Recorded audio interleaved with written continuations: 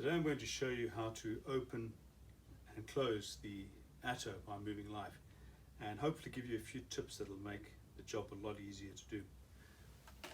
Now out the box you should have an ATTO that resembles something like that. Now to open it up,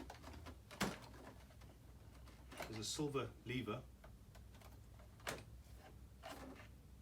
to lift up the tiller, and then you'll find there's two buttons on the top, and then there's a slider at the back that releases the back handle.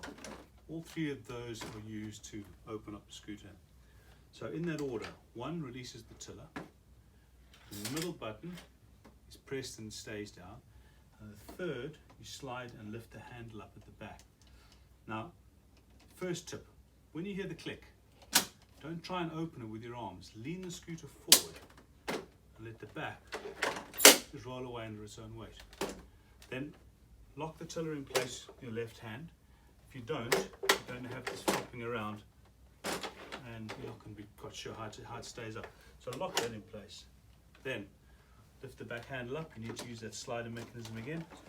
Lift it all the way up until you get some resistance. Now you cannot lift the seat up until you get past that. So use your knee if you have to. You hear a click, the seat lifts up, the arms, the grips come back out, and you're good to go. Nice and easy. I'll do that quickly. You can see more about how to close it. We'll get to that.